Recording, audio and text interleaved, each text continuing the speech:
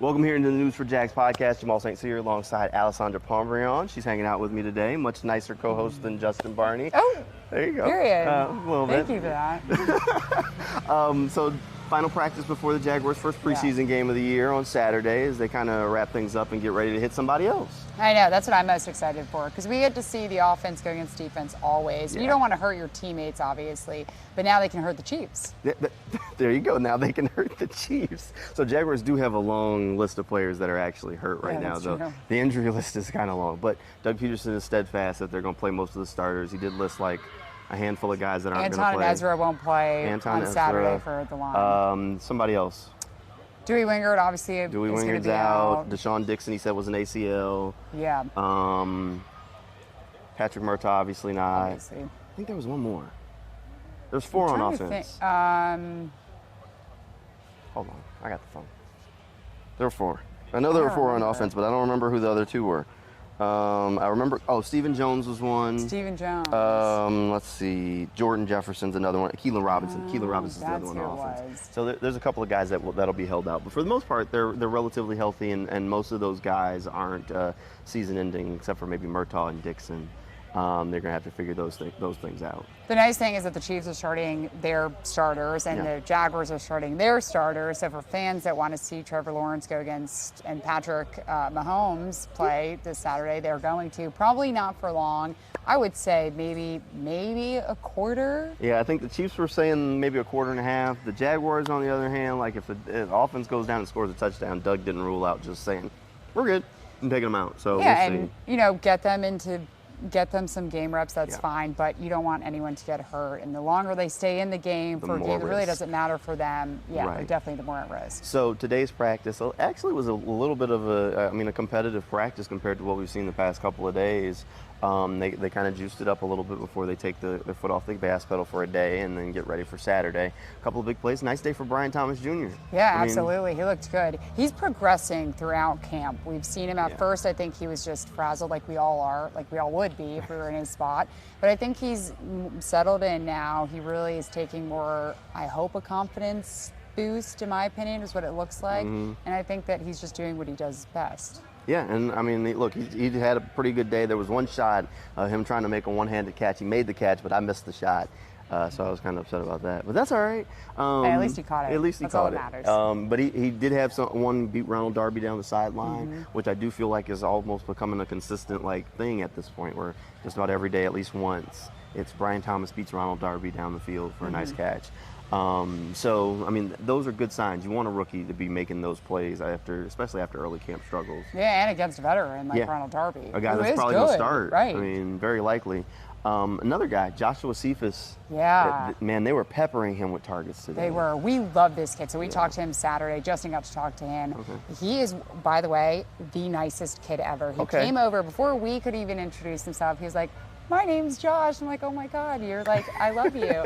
No, he is the nicest kid. But today, CJ Beathard, he threw like a nice, kind of one-handed, or obviously one-handed, but kind of pass to him right through the defense, and he caught it. It was really impressive. That was the one play that I took away from training camp today. I mean, he definitely was targeted a lot, and he did well. I really like Joshua Cephas. He's a guy who's going to need a good preseason to crack this roster. That wide receiver room is competitive, but he's a guy that's at least in the competition. He's going to have a good preseason. Another guy, I mean, we both talked to a couple of guys that are going to need to have good preseasons. You talked to Caleb Johnson. Yeah. He's a guy who started training camp kind of with some splash plays, some interceptions on the first couple of days of practice.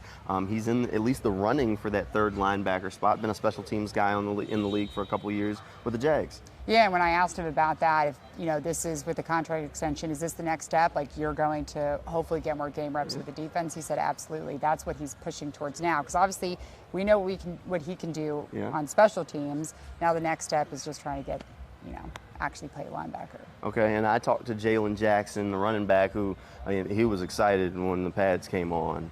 I talked to him today. He said, y'all could tell that, right? And he's excited for Saturday. Extremely excited. He promised that if he scores a touchdown, he has a special touchdown celebration already planned out that will mean a lot to him. So we'll see if he can do that. But, I mean, really great guy. He's really excited for the chance to turn on those lights. He said that it's like a dream come true, but he's just awake. So we'll be keeping an eye on him. He also has a tough road to try and crack the roster. The Jaguars running back room's kind of set. But there's always that opportunity if you can go and have that good preseason, and this is kind of the first step. And it's not like we haven't seen that before, Right. years past. So, hopefully there are some guys. Listen, I think the depth for the Jaguars is really good. Yeah. If you have a lot of good players that we've seen in training camp trying to just make the roster when you already know the starters are pretty good themselves, that should make a lot of Jags fans happy because that hasn't happened in the history. No, I've been here since 19, and I can remember doing a couple of training camps and talking about like cuts and the indoor roster guys, and I was like, who? What?